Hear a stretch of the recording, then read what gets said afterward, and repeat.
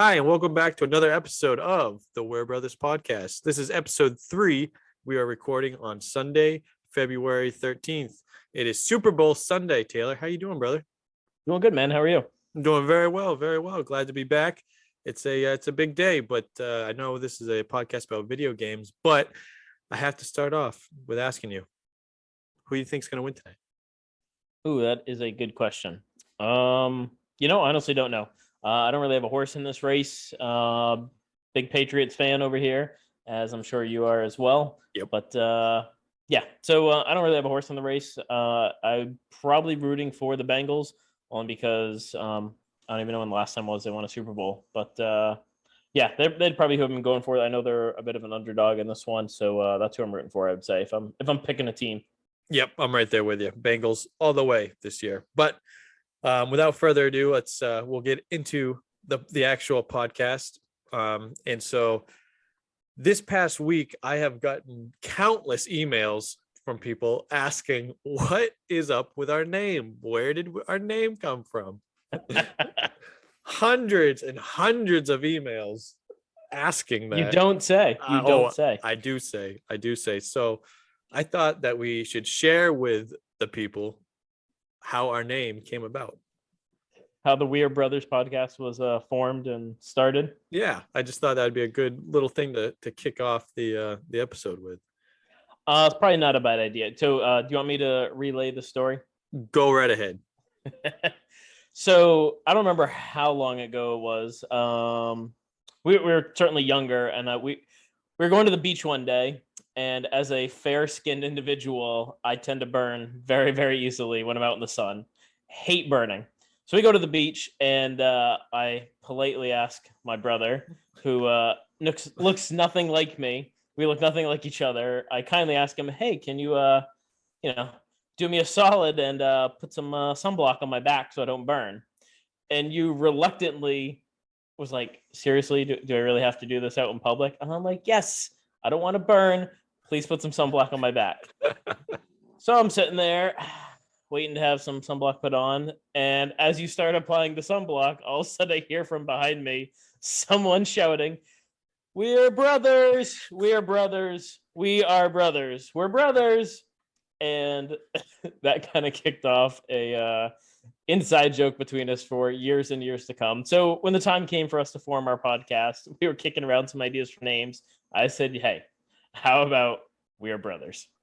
And I thought that was a perfect name for the podcast, especially given the fact that little background, Taylor and I have the same dads and different moms. And when we were kids growing up, anytime anyone would bring up the fact of, "Oh, so you guys are half brothers," it was always, no, we're just brothers. And That's how it's always been. And so I just found it was a very fitting name.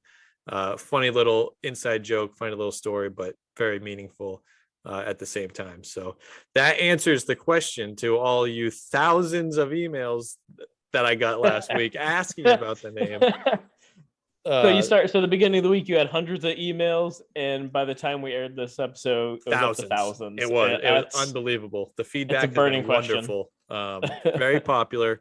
Probably going to be on Joe Rogan next week. It was the leading search on Google last week. Where in the world did Ken and Taylor come up with a name for their podcast? It's unbelievable. Truly unbelievable. But quick little plug before we get started here is we are now currently on all of the major podcast avenues. So Google, Amazon Music, Spotify, Apple, Stitcher, iHeartRadio, you name it, we're on there. So please get out, give us a listen, give us a download. You can email us at the Weir Brothers podcast at gmail.com. Again, would love to get feedback, love to hear from you guys. Taylor, you have anything else you'd like to plug in the beginning here? I would just say, careful putting out that email address. I don't want you to be inundated with too many emails to respond from all of the listeners we've had. That's true. That good point. But feel free to send them out there. I will sort through the thousands as they come in. But thankfully this week, like we did last week, we'll start with the news. And boy, did we get some news this week. And I was so surprised to find out that we had a massive Nintendo Direct that came out on Wednesday, I believe it was. Yeah. So that was awesome. And so we're going to go through that real quick for the news section. So with the Nintendo Direct coming out, the first game that they showcased was Fire Emblem's Three Hopes, and this is a Fire Emblem Warriors series based after the Dynasty Warriors type model, where they've also done with Hyrule Warriors for Zelda.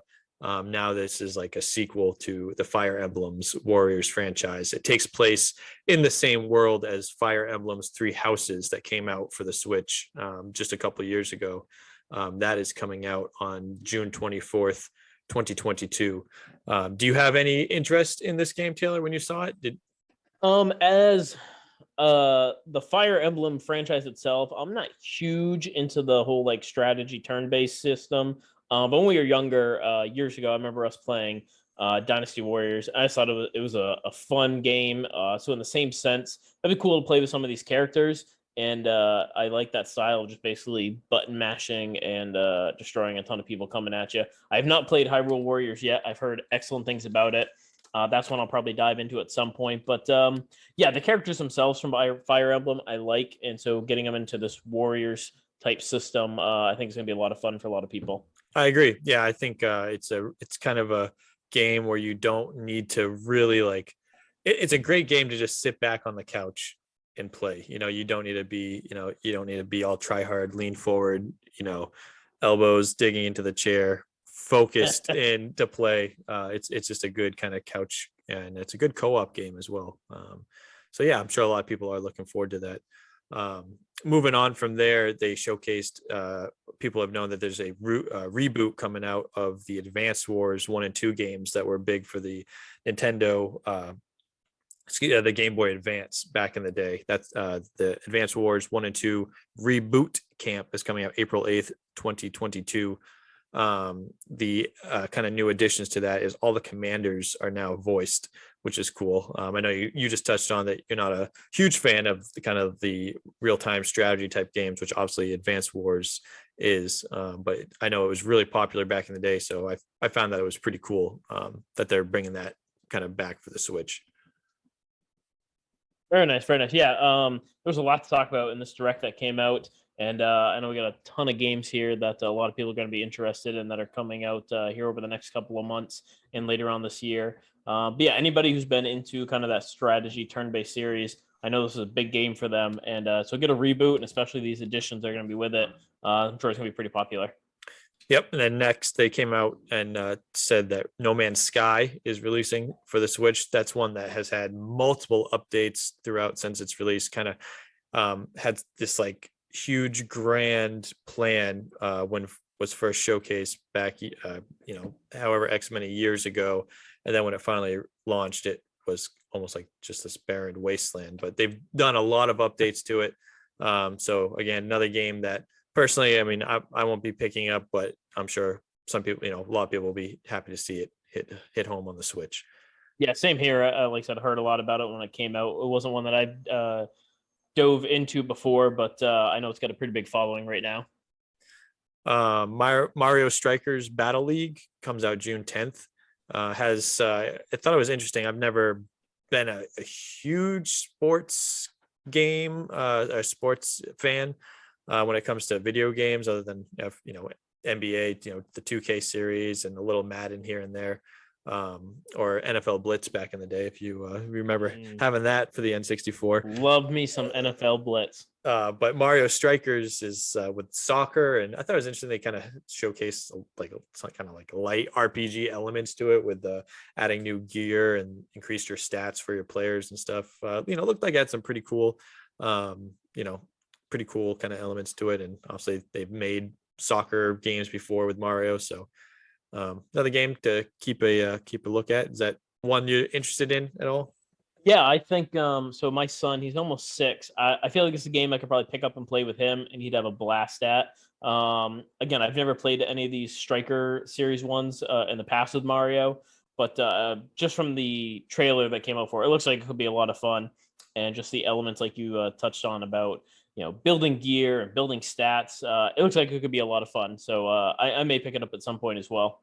That's true. B-Man plays soccer, right? So that probably would be right up his alley since he plays soccer and he loves Mario. So yeah, that's true. I wasn't thinking of that. It is probably right up his alley. They showcase Splatoon 3, which again, not a Splatoon fan, but I'm glad that they're coming out with Splatoon 3 for all the people out there who love Splatoon. I know it's a very popular game. The Splatoon-maniacs. Is that what they call them? That's what I'm calling them right now. The Splatoon-maniacs. The Splatoon-maniacs. Front Mission 1 and 2 remake is a tactical RPG mech game. Again, tactical RPG mechs. I'm sure the fans are out there somewhere. They are targeting this niche market. Apparently, this is a big summer for strategy turn-based games. I guess so. Disney Speedstorm Racing is a nice Mario Kart ripoff, it looks like, so that should be fun. That's coming out in summer 2022. And it's free to play. So I guess that's something. That's good. Rip away, apparently. Go Disney. Yep. Star Wars The Force Unleashed is a remake of the 2008 Wii release. That's coming out April 20th, 2022. I never played it. Star Wars is a good franchise. Not a big fan of the games unless it's Battlefront 2, which I played a lot of back in the day. Assassin's Creed Ezio Collection. It's coming out February 17th. So that's one of the games coming out this coming week.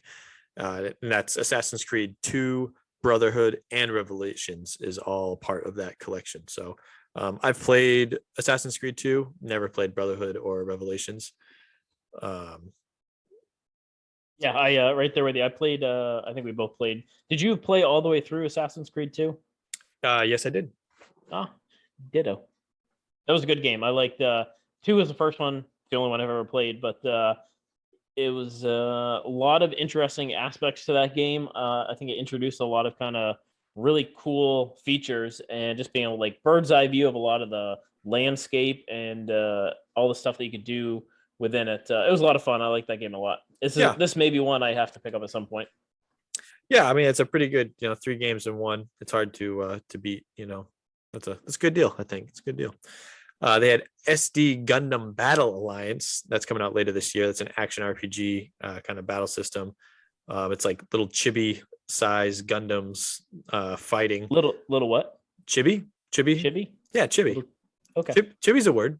That's what they're called. Like when they take big things and make it cute and little, little chibi little chibi Gundams. Yeah. Okay.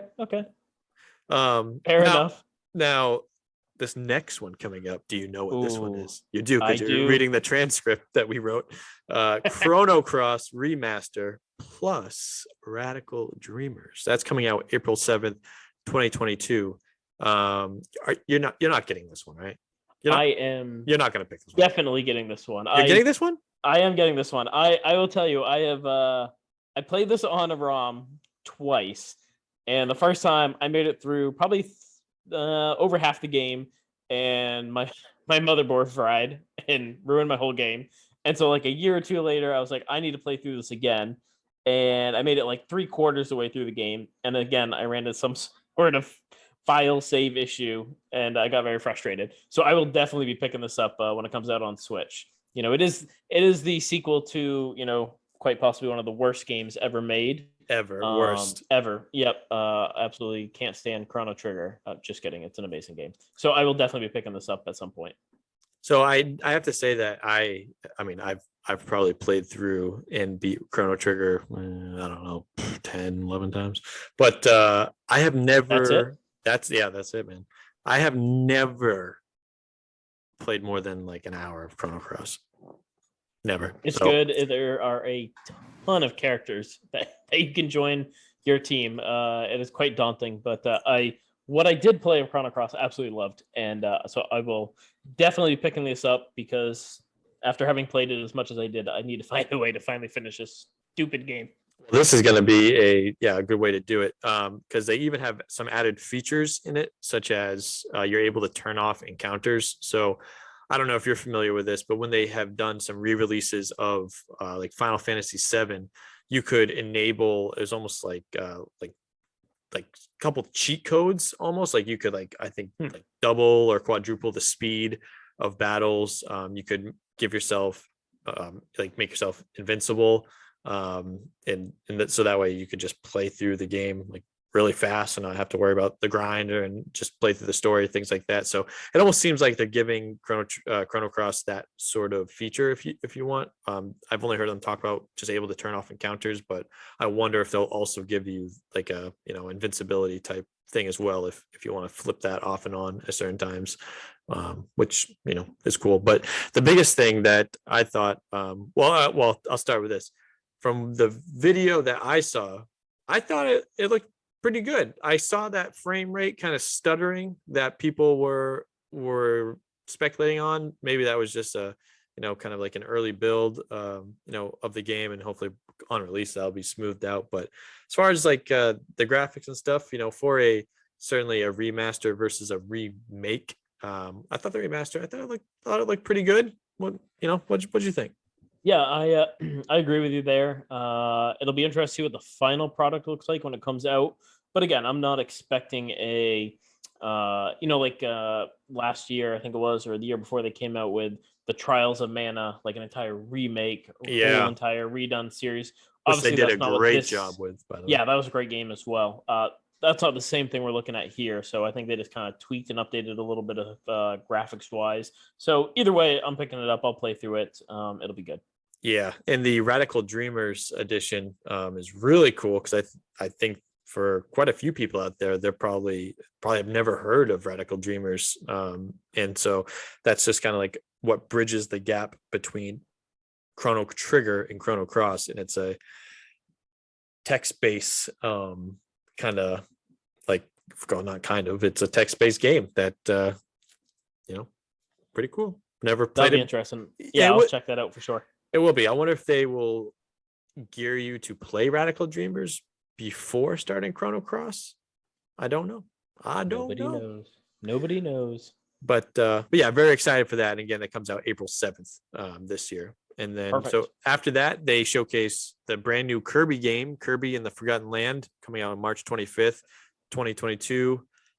This is like a open world Kirby game. Like, this seems like a really big step up from the traditional kind of Kirby games that they've come out with before. It's almost like they had Mario 64 was this big open world, right? Sort of game, and so it's like, I'll say that's back in the Nintendo 64, but I feel like Kirby's kind of taking that Mario Odyssey type feel and make into a Kirby game. Yeah, I this is one I'm really looking forward to.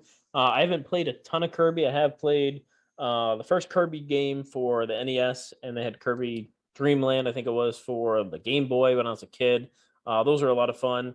And then you and I and our cousins back in the day, for the Super Nintendo, Kirby's Dream Course, the golf Yeah, game. That was a lot of fun. I love playing that. But yeah, just seeing the trailer for this one and like all the new features they've introduced and the abilities for Kirby, I think it's gonna be a lot of fun. This is a game I will definitely pick up at some point as well. yeah, it's a really cool looking game. Don't know if I'll pick it up, but certainly something that I'd be interested in. You can tell me what you think. I Reviews will. coming. I will. They showcase MLB The Show 2022 for the Switch. I was wondering if this one, you of course are a massive, massive, massive MLB fan.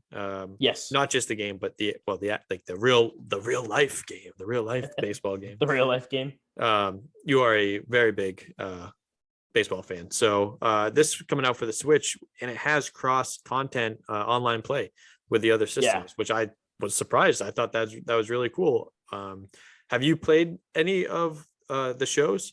I haven't, but I did think it was cool. This is the first MLB The Show game for a Nintendo system. So previously they'd only been out, I believe, for Xbox and PlayStation. So the fact that it's now come to the Switch and going to have cross content play is going to be pretty cool. And one of my favorite things for anybody who is a baseball fan, the on the cover is Otani, who was a huge star for baseball the last couple of years. A like the first two-way player since Babe Ruth. Basically, he is a phenomenal pitcher and a phenomenal hitter. So he's like the face of the cover of this game for this year. It was cool because when they brought him out, he was holding a baseball and pitching, and then they also had him walk out facing himself as a hitter.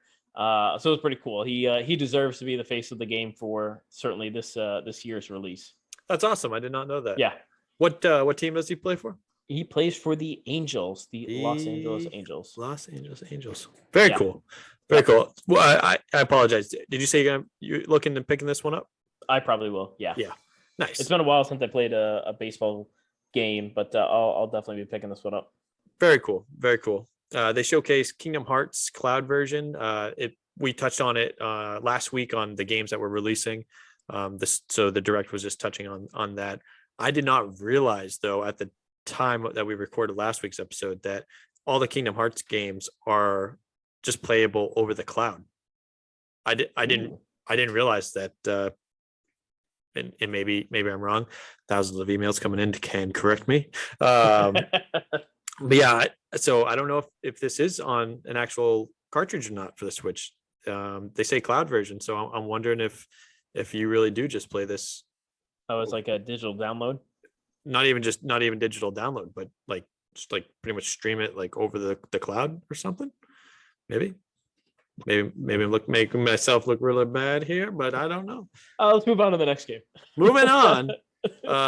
Klonoa 1 and 2. I know this is an older game, kind of that's coming back. I've never played it. I think it's like a platformer type of game.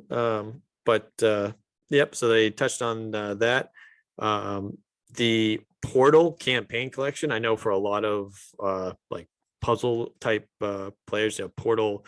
Pretty sure it won Game of the Year way back in the day. Very popular game. A lot of people really like it. Me myself, I'm not a big puzzle fan, so Portal I will be skipping. But cool to see that it's coming to Switch. Switch, yeah, it comes with both 1 and 2, right? Later this year. I believe it does. Yes. Yeah. Yes, it does. Yep. This next one, I didn't even know anything about, and now this is very much on my radar. Really, really cool. Live a Live comes out July 22nd, 2022. I love this style that they've been coming out with on the Switch certain games. The HD 2D, I just think looks beautiful. I would scream like a little schoolgirl if they came out with a re-release of Chrono Trigger in an HD 2D. I think that would HD 2D would look amazing. That'd be super cool. That would be super cool. But this game, Live a Live, it's a JRPG. It's never been released outside of Japan. I know. If you could see Taylor's face right now, he is shocked. Home Alone on you there. You did. So like I said, it looks great. So are you familiar with Octopath Traveler that came out for the Switch? Heard of it, but I've not played it. So again, that was another game that was made in the 2D HD style, and so this game is the same way. But like I said, this was an old JRPG back in the day for the Super Nintendo that's getting that HD 2D treatment, and being brought over to the United States. So looks really cool. That was, like I said, that was a big surprise for me when I was watching the direct. This looks good. This looks really cool. And it's cool to think that there's a JRPG out there for the SNES that I haven't played yet. That's pretty rare, if you ask me. Very nice. Have you ever heard anything about this game? I have not. Like I said, I did see the trailer on it. It looks pretty good. I agree. There was, back in the 90s, there was a ton of these kind of JRPG games for the Super NES, and I blew through most of them. So the fact that we never got to play this one, I'd be interested for sure. Absolutely. And I'm super excited for the next one on our list here. Me too. Taiko Drum. No, I'm just kidding. The next one on the Switch that's the one I was excited for. No, the Nintendo Switch Sports. Yes. That it's about damn time, let me tell you, because Wii Sports bowling How has that not come to the Switch yet? And now we I don't know. are finally getting it. That is awesome. This comes out April 29th. This year, we are getting tennis, bowling, chambara, soccer. Like sword fighting. Yeah. Switch sword fighting, soccer, badminton, volleyball, local and online play. And then this fall, they're bringing golf back. Whoa, mind blown. Golf? Wait, they're bringing. Are you sure it comes with golf? It comes with golf. I'm positive. Really cool. Awesome. So, Dad, you got to get a Switch now. Dude, okay, Ken. So, you know what I think my theory is on why they waited so long to release this? Tell me. Okay. So, I don't know if the sales of the Joy-Cons have plummeted and the sales of TVs have plummeted. Maybe they're waiting for this to get released so controllers will start getting flung out of people's hands Through the back TVs into again? TVs. That's right. They're like, oh, how do we boost the sales of Joy-Cons and TVs? I know. They've probably had this in their back pocket for the last 4 years. They're like, no. We just got to wait till the time is right. Controllers are going to start flying through TVs and boom, we're back in the money. I think you're onto something. That's my theory. I think you're onto something. I'm sticking to it. If not, Nintendo may be calling you to head their marketing department. They're like, whenever Joy-Con sales plummet, we need to come up with a game for motion control and no wrist straps for the Joy-Cons. So I'm guessing you're very excited for this. Yeah, game this is gonna be. out. I mean, when the Wii came out, the whole Wii Sports thing, I think is part of why Wii was such a huge hit. I mean, we have spent countless hours with our dad playing Wii bowling and Wii tennis, and I'm just bummed they didn't list the baseball, but the golf, I know he loved the golf. So I think we got to talk him into getting a Switch so we can all play from our current locations. It'll be a lot of fun. Absolutely. Yeah, I think that's very smart bringing the online play with that having. It's about, like I said, it's about time. And it's really cool that they're doing this and not having to worry, especially with the Wii. You had to have the motion bar and everything, and of course with the Switch, you don't need that, so you don't need to worry about you went out of bounds and all this. So Yeah. really cool, really good to see that. The Taiko drum, like I said, I will take a big skip on that. Yeah, I mean, what could we say about Taiko drum that hasn't already been said? Exactly. There's no way to improve upon what's been said about it. Moving on, triangle strategy, and go. Demo comes out in March 4th. That's a tactical RPG, another tactical RPG, but it's done in the HD 2D style, so it has a really nice aesthetic, in my opinion. Perfect. Cuphead, the Delicious Last Course. It's just a Cuphead DLC that's coming out June 30th. Cuphead, really cool game, side scroller, kind of old school style. Really difficult. If you like to punish yourself, Cuphead is the game for you. Metroid Dread is coming out with 2 new updates: Dread Mode and Rookie Mode. Dread Mode is a one hit, you're dead. So again, if you like to punish yourself, if you just like being in a horrible mood, Dread Mode is for you. And then pick up some Cuphead followed by signing up for your new Dread Mode on Metroid and just seeing how angry you can get. Absolutely. Yeah, don't go out driving after. Then they also released or there will be coming out with a boss rush mode for Metroid Dread in April, which is pretty cool. Very Next, cool. they touched on Earthbound, and Earthbound Beginnings is coming to the Virtual Console. Yes, which is I definitely exciting. want to pick this. Yeah, this is like I said, we both have played through a ton of the JRPGs from the Super Nintendo kind of era. This is one I have never played either one of them. I've read about them, heard about them for years and years and years, and I for whatever reason just couldn't get myself to be excited about it. But over the last probably few months, I'm like, I got to sit down and try to find these games so I can play them. And to now find out they're coming to Switch Online, it's pretty cool. I already downloaded them to my Switch, and I'll be playing them here in the near future, I'm sure. Do you know the difference between Earthbound and Earthbound Beginnings?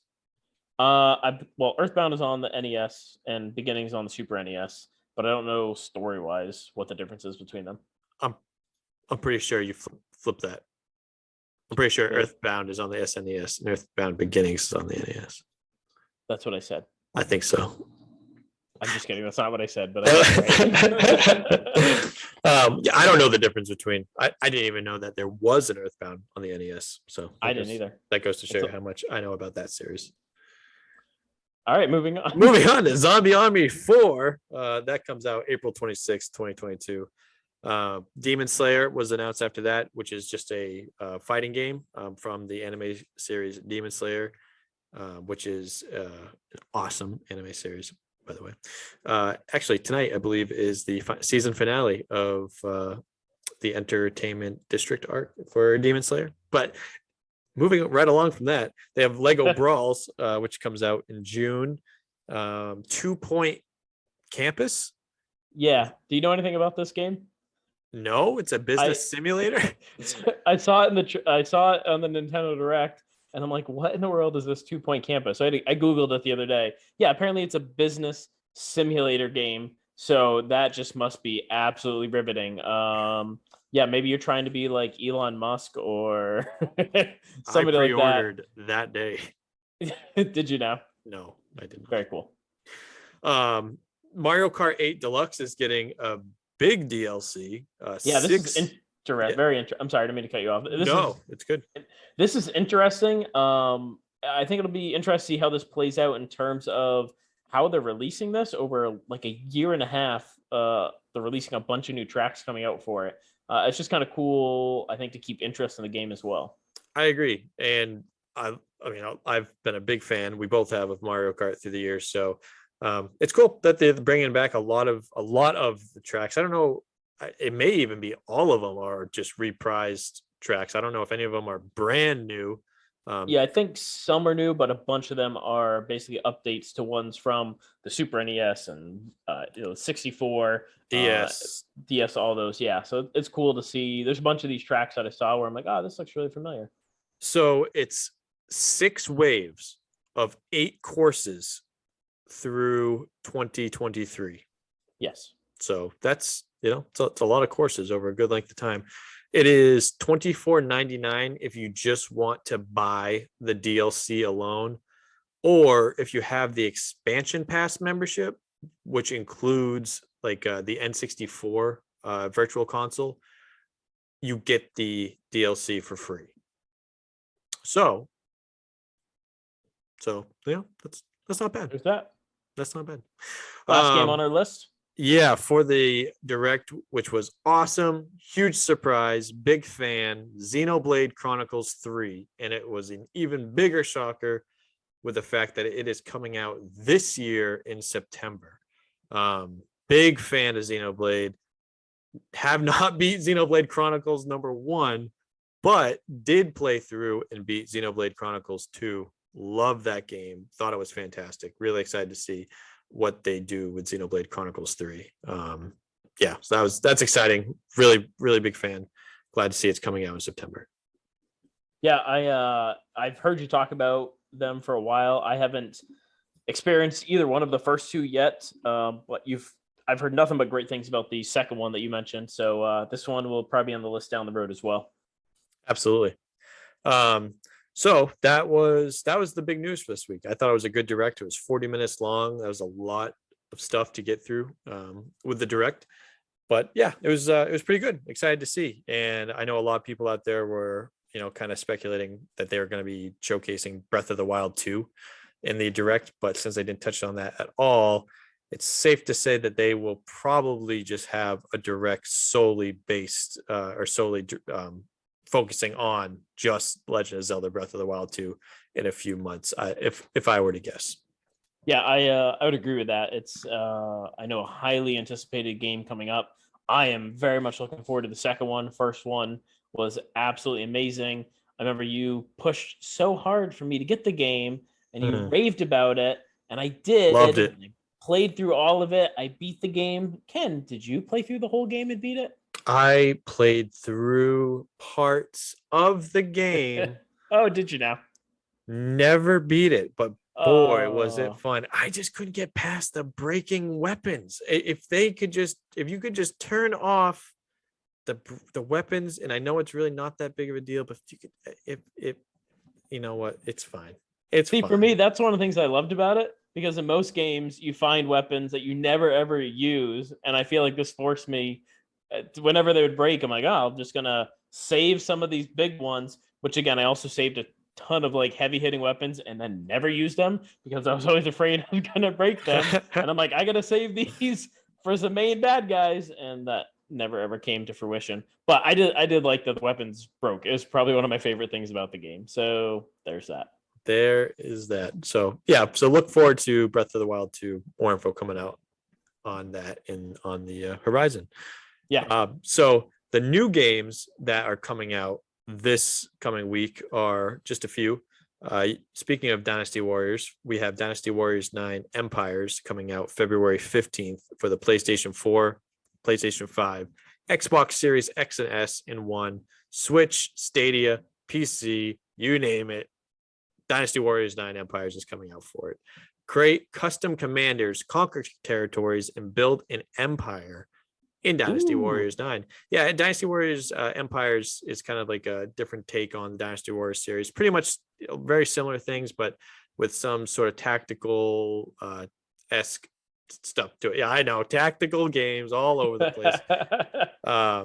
But you also the eye have, roll. I know, you have the Ezio collection that we touched on with the Switch coming out for the Switch. It's coming out on February 17th. You have the King of Fighters 15 coming out February 17th for the PlayStation 4 and 5, Xbox Series X and S, and PC. 39 fighters, arcade fighting classic, 3-on-3 team battles. Cool. If you are a fan of fighting games, the King of Fighters 15 has been around for years and years and years. You know what to expect. Big fighting game, cool fighting game coming out. Total War, Warhammer 3 coming out February 17th for the PC. This is a turn-based strategy in real-time tactics video game. Cue the snores. No, Warhammer is a very loved franchise. It's a brand new game coming out. Very exciting. And probably the biggest one I'd say on the list is the brand new sequel, Horizon Forbidden West, sequel to Horizon Zero Dawn for the PlayStation 4 and PlayStation 5. That is coming out on February 18th. It's an action role-playing game. It's a very fun, very cool game. I'm sure a lot of you have heard and know quite a bit about Horizon. So Horizon Forbidden West, February 18th, PlayStation 4 or 5. Get it. Great game. Very exciting. Very cool. Very cool. And going on to our next section here. So, Ken, what do we got for some games this week in history? So this week in history, you have The Legend of Zelda for the NES back in 1986. Can you believe that? What game is that? I've never heard of The Legend of Zelda. Ever. You know, it's a real shame that game didn't go on to create a solid franchise and be something for Nintendo. Yeah, never. No, just dropped off the face of the earth right after that first game. So to stay on the Zelda trend a little bit, in 2003, they released Legend of Zelda Ocarina of Time Master Quest for the GameCube. Have you ever played through the Master Quest? I have not. I played through Ocarina of Time, but I've not played through the actual Master Quest. No, me neither. And then the last game that I found interesting that came out, I know it's relatively soon, but the game For Honor came out this week back in 2017. That was a game that I was surprised that it's already been. It felt like didn't realize it came out back in 2017. 5 years. But so that covers, like I said, a ton of stuff that came out for the Nintendo Direct. Touching on games that we have coming out this week, and then this week in history. And from here, we're going to continue on to our deep dive. So, of course, last week we touched on Mario games for the NES, and this week we're going to continue on with Mario series for, you guessed it, the Super NES. Yeah, so first game to kick it off for the Super NES, a game that bundled with the Super NES, it was the number one selling game for the Super NES. I absolutely love this game. Definitely in my top 5 of favorite video games of all time, Super Mario World. Released in Japan in November of 1990, and then came over here about a year later in August of 91. It was ranked 5th by IGN for the greatest games for the SNES. I would definitely maybe put it a little higher than 5th in my opinion, but I absolutely loved it. And when I was doing some research on this game for our episode this week, there's a lot of shortcuts and cheats you can use in here, but I was shocked to learn that using the Star Road, you can beat this entire game in as little as 12 levels. 12 Really? levels. Yeah. That I guess when you really stop and think about it, I can see where that is true, but that is surprising. I know. That is surprising. I would have thought it would have been at least 13, but apparently the answer is 12. It's 12. Yeah, so if you could you imagine if you bought this game and then you're like told everybody like, yeah, I beat Super Mario World, took me 45 minutes and I only played through 12 levels. I I never skipped believe you. everything else that was amazing about it and just played only 12 levels. But yeah, it's the other thing I thought was really cool. So Miyamoto was talking about this. This he said was his favorite Mario game of all time, and it introduced everybody's lovable character Yoshi, which he actually had plans for all the way back on the NES, but just because of the software capabilities, it really wasn't feasible to fit it in, having it for any of the Mario games on the NES. So we got the introduction of Yoshi, which was really really cool, and I'm sure everybody, I mean, who doesn't love poor Yoshi? And how many times you had to bail from Yoshi, jumping off a cliff just to save sweet innocent Mario, and we all knew we'd see Yoshi again. He did. always comes back. As soon as you found one of those eggs, you're like, "Got you back, buddy." He's a good old boy. Back. I didn't mean it. The computer made me do it. I swear I didn't jump off of you on purpose. But yeah, so introduce Yoshi. Some other cool things in the sunken ghost ship in World 7 is actually one of the fallen airships from Super Mario Bros. 3, basically tying these two games together, which I thought was super cool. And then also early prototypes of this had the raccoon suit from Super Mario Bros. 3 in Super Mario World. But then there was speculation as to why they transitioned from the raccoon suit to the cape in favor of that. But they actually had some like early prototype photos where you could see Mario running around in Super Mario World with the raccoon suit, which was pretty cool. That's very cool.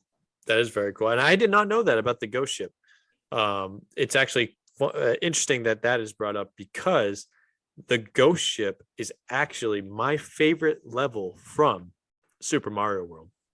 I love that. When I was a kid and you see, I can't remember, was it before or after that level where you see Bowser's head, rise up from the ocean, or like the what looks like Bowser's not really Bowser's head. That'd be kind of gruesome. But that's your dog. Sorry. It was just really cool, and just the course of the level, and then falling down to collecting the coins and stuff. I just thought it was a really cool just atmosphere for the level. So that was your favorite level? That was my favorite level. Yeah. Do you have a least favorite level from Super Mario World? My least favorite level would probably have to be, I believe it's called Cheese Bridge, I think is what it's called. Oh yeah, that's a tough one. It's the one where you have all like the chainsaws, that you have to kind of avoid and stuff. I didn't like those levels. Like the little platforms you had to ride around on and stuff. That's probably my least favorite one. But all in all, that game is just such an amazing Mario game. I'd say I probably like that even more than Mario 3. Yeah, I would probably second that. I mean, there's a reason why it's Miyamoto's favorite Mario game of all time. There are a ton of great levels in there that I certainly love. My favorite is probably going to be one of the early ones, Donut Plains 1, which is where you first get the cape suit or the cape, and you basically go down a pipe, and then they have this giant section where there are all these coins in the air, and it's kind of where it teaches you how to like glide and hover with your cape. Yep. So I always love that. And then, of course, you get to Star Road, and one of their levels had Tubular, which I absolutely hated. It's one where you get the little inflator pee bubble and you have to float through the entire level getting everything, and that always took me forever. I hated that, but that's probably my least favorite level. And so that level actually that was part of the special levels. After you got through Star Road, you unlocked it was like another 7 or 8 levels. I think it was 8 levels. Called special, and once you beat those levels, you got like an inverted sort of like you like went back through the game, but everything was like fall. It was kind of changed. All the characters were tweaked a little bit to a different design. To get back through it. I thought that was a really kind of unique twist on like a kind of secret type ending for the game. Thought that was really cool back in the day. Yeah, so Super Mario World, that's the first one we're kicking off here. And of course, I suppose we will have to follow that up with Super Mario World 2, Yoshi's Island. So this was an interesting game. It was kind of a big departure for the Mario series. This one came out in Japan in August of 95, and then actually just released here a couple months later in October of 95. And what was interesting, this was definitely towards the tail end of the SNES life cycle here, because the following year, I believe, is when the N64 was released. But this is a prequel, actually, to Super Mario World. It takes place before all the other Mario games.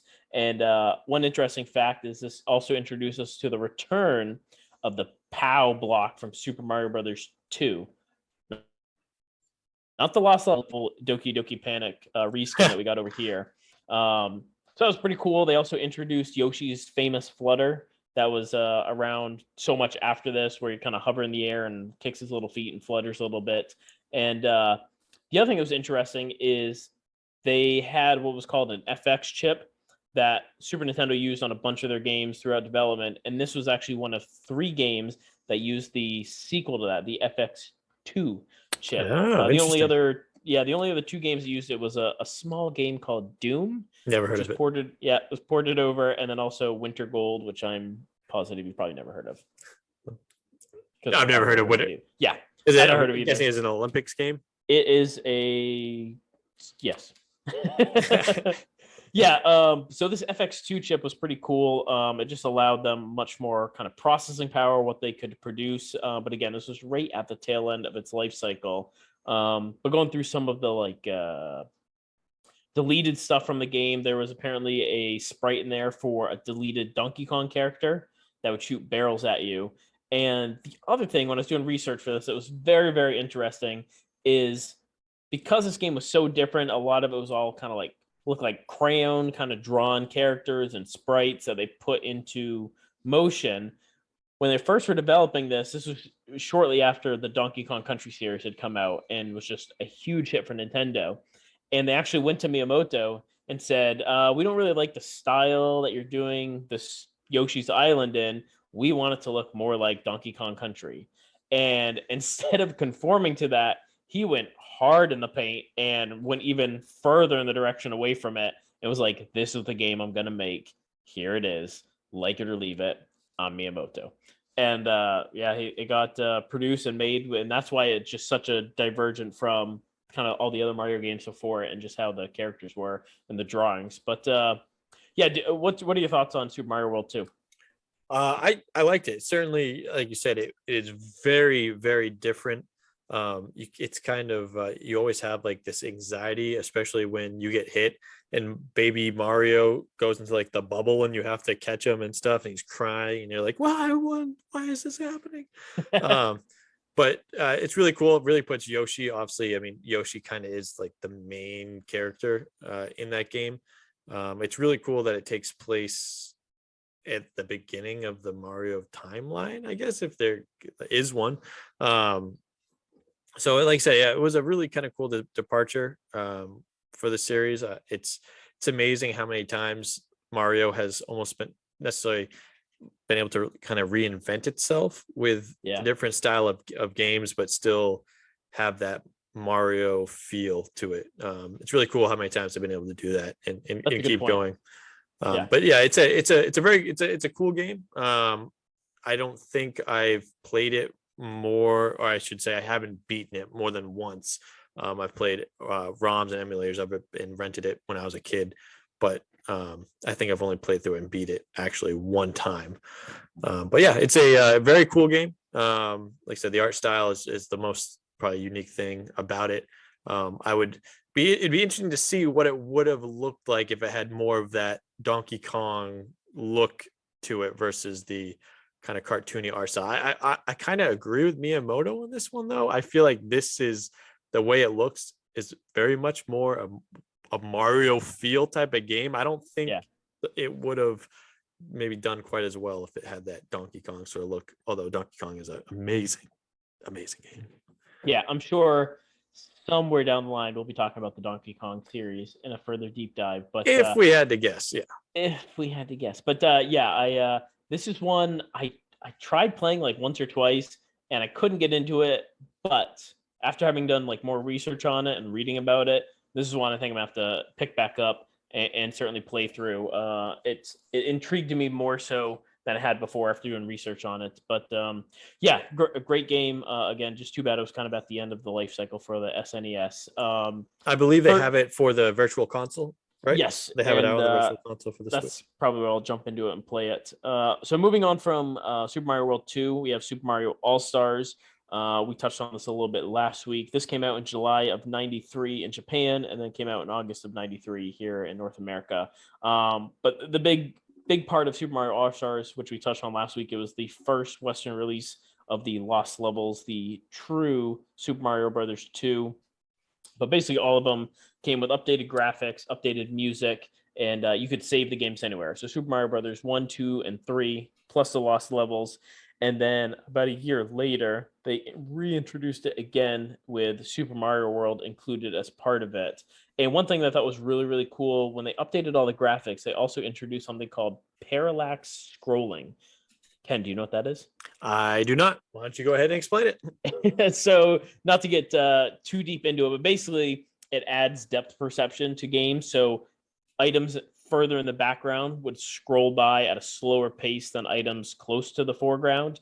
So just kind of, which they couldn't really do a whole lot on the NES on the original. But if you play through this on the Super NES, any of the like early Mario games, you can see where like clouds will scroll by much more slowly than like the mountains, which are in the foreground. So yeah, it's called a parallax scrolling. And this is super popular. They sold over 10 million copies of this on the Super NES, which yeah. It cool. We had it. We did, and it was really cool. It's if you're listening to this and you haven't seen it in a long time, looking up pictures of like what the NES Super Mario Brothers or Mario Brothers 3 looks like compared to the Mario Brothers 3 on the Super Mario All Stars, it's amazing what the updated graphics look like for between like the two versions. It's really cool. It's like it really is night and day difference. Really cool. Yeah. Yeah, Super Mario All Stars, not much else you can say about it. It was a great release for them, and just great packaging for all those games that were beloved for the NES with all these certain updates they could get for them, which is great. And moving on from there, probably one of my favorite games of all time, Super Mario RPG. I'm a huge RPG fan, and then to combine this with Mario was just a stroke of genius, and was a great game that released in Japan in March of '96, came over here in May of '96, and again, just kind of late to the life cycle of the SNES, and it's a shame if anybody didn't get to play this. What I thought was very interesting is a little known company used to be known as Squaresoft, which is now Square Enix. This was the first game they ever worked on in conjunction with Nintendo. They'd done a bunch of games for them that was released on Nintendo, but this is the first one they actually worked on together. And Square Enix, they came out with a couple little known titles by the name of Chrono Trigger, Secret of Mana, Final Fantasy, Kingdom Hearts, Breath of Fire, on and on and on and on. And but this was actually their last game in their contract with Nintendo, and jumped ship to go to Sony afterwards, mostly because of the lower cost of entry to make the discs versus the cartridges. Makes sense. So this was kind of a grand finale for the Super Mario RPG, or for the Super NES coming out with the Super Mario RPG. And this had like a lot of cool features in the game. Like I'm sure people have heard of the action figures and the TV series Power Rangers. So they had their Axum Rangers, which is obviously a parody of the Power Rangers. I'll tell you, that was a hard boss fight. That was a hard boss fight. I've played through this game probably half a dozen times, and yeah, that boss fight with the Axum Rangers was a pain in the tuchus for sure. Pain in the tuchus. But they had some cool, just going through the game, there's some pretty cool references. I saw things about Samus, Zelda, F-Zero, Star Fox. The only thing that was interesting is you had all these characters you could play as, yet there was no mention of Luigi. Very strange. In the game. Very strange. The very end, there was a reference to him, but you couldn't play as him as any of the characters, which was kind of weird to me. Yeah, that is very weird. And not only that, but not only could you not play as Luigi, but they introduced two new characters, the beloved Mallow and everybody, the fan favorite Gino. They introduced these two characters to this game, and yet they are never to be seen again. I think I read Gino popped up and Mallow in like some Mario games down the road as just like little side pieces, but you could never play as them, and they could never, be used in any other game. And when I was doing some research on this, there was a lot of speculation as to why, and nobody really has a clear answer as to where they went or why nobody could use them. And in fact, when Super Smash Brothers Brawl came out, they wanted Gino in it, and I guess at the last minute it was scrapped and he wasn't in the game. So there's a lot of speculation that because this was a game that was done with Square Enix, that Square owns the rights to them and not Nintendo. And that's possibly why they had never been used again. But it's a real shame. I mean, come on, Square. Give them up to Nintendo. Give us Gino and Mallow for something, for the love of God.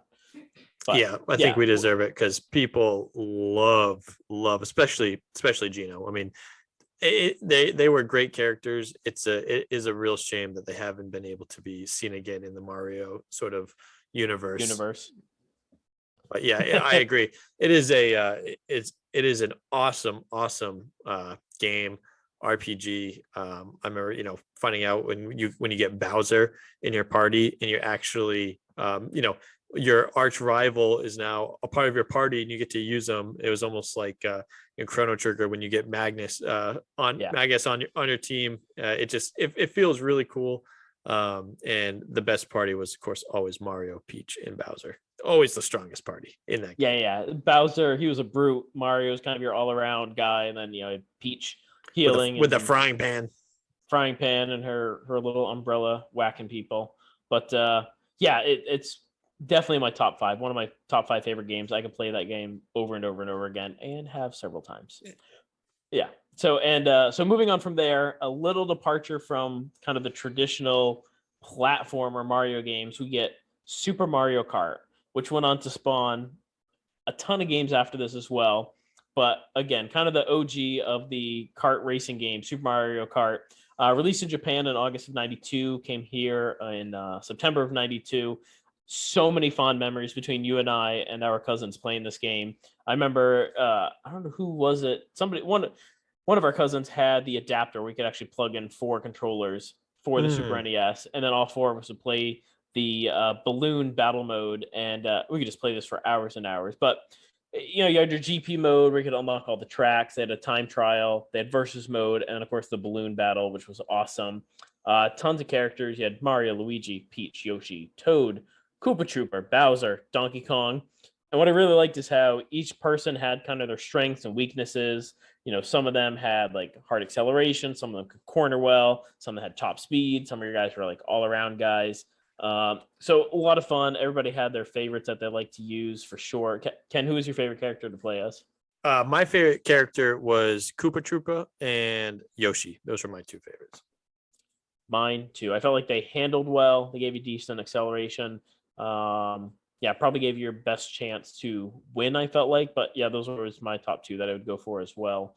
And then they started introducing all these really cool items you could use. You had banana peels and poison mushrooms, dash mushrooms. You had and the lightning bolt, which never ever seemed to appear when you wanted it to. Nope. Good or bad. So when you wanted it and you needed it, it was never there. And when you were kicking butt, it would zap you into oblivion. Always. And then Bowser would run you over, something like that. We had the green shell, red shell, feather, and the ghost. Ghost was always cool. You'd be playing like 3 or 4 players, and you'd steal an item from somebody right as they're getting ready to use it. Always your favorite tactic. And it was really cool. And one thing that was super interesting about this game is it introduced to a lot of people what was called Mode 7. Ken, are you familiar with what Mode 7 is? Well, I know, Taylor. I'm not familiar. Why don't you go ahead and explain it to me? So basically what this did is, for people who don't know, your character in the game is actually not moving. The entire landscape is moving. I know, right?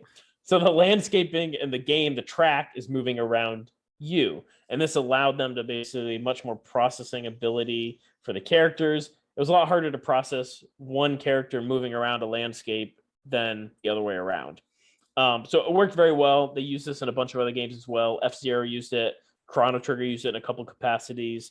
Final Fantasy, Star Fox, things like that, where basically anytime you had a moving background, they introduced this Mode 7, which is kind of famous. And one little tidbit I learned as well between the Japanese release and the North American release is in the Japanese version, whenever Bowser and Peach would win, they would drink some champagne. Kind of interesting. I could see Peach, Yeah. but Bowser drinking the champagne. He's Hey, he was classy getting in guy. touch. Very classy spiked spiked horn demon Dragon slayer. lizard. Yeah, thing. Yeah. That's Bowser. He's gotta get in touch with the sensitive side and drink some champagne. There you go. There you go. Well, he's just celebrating, It's not often that Bowser gets a win, That is true. That is true. So that kind of runs through our breakdown, our deep dive into the Mario series for NES, and I'm sure all of you can guess where we're going this week. Are we going to space? Nope. That'll probably be in a couple of weeks when we get to Mario Galaxy. Oh, nice. I get it. Yeah, a little foreshadowing there. So next week we'll be touching on the N64. Who would have guessed, right? Who would have guessed? I know. Now, out of all these games for the Super Nintendo, what would you say? What was your favorite Mario game for the Super Nintendo? For the Super Mario RPG, definitely my favorite of that. Probably followed by Super Mario World. But yeah, I cannot say enough good things about Super Mario RPG. Absolutely loved it. All the characters, like I said, I could pick that up tomorrow and probably play through the whole thing again. I loved it. Yep, fantastic game. I'd have to agree with you on that. Again, just another revolutionary, such a out of left field take on Mario. As Mario fans, RPG fans, it was just a beautiful, perfect melding pot of those genres and games. So was very, very happy, very excited to see that. Very cool week. Very, like I said, with the news, with the Nintendo Direct, and going over some just fan favorite and old Mario games. This was a good one. I like this one a lot. Absolutely. Anything to add before we sign out for the week? The only thing again is just please email us at the We're Brothers podcast at gmail.com. We, like I said, we are now on all the different podcasting platforms. So just thank you for all of you, all your continued support for this. Let us know what you think, how we're doing. It just all and any feedback is appreciated. And just thank you again to Aaron for the intro. And how about you, bro? Anything from you? Yeah, just you can always remember you can follow us on Twitter and Instagram. The Weird Brothers podcast on Instagram, and I believe at Weird Bros podcast for Twitter. And yes, thank you again to Aaron. We're actually gonna be tweaking a little bit our intro and exit music. We know they're quite long at the moment, but they are going to be shortened up here a little bit for future episodes after this. And again, so just thank you to Aaron for coming up with the music. Did a great job with it. And Ken, I will chat with you later this week. And we are super excited for next week as well. All right, Big Brobowski. I will talk to you next week. Sounds good, little Brobowski. Back at you. We're brothers. We are brothers.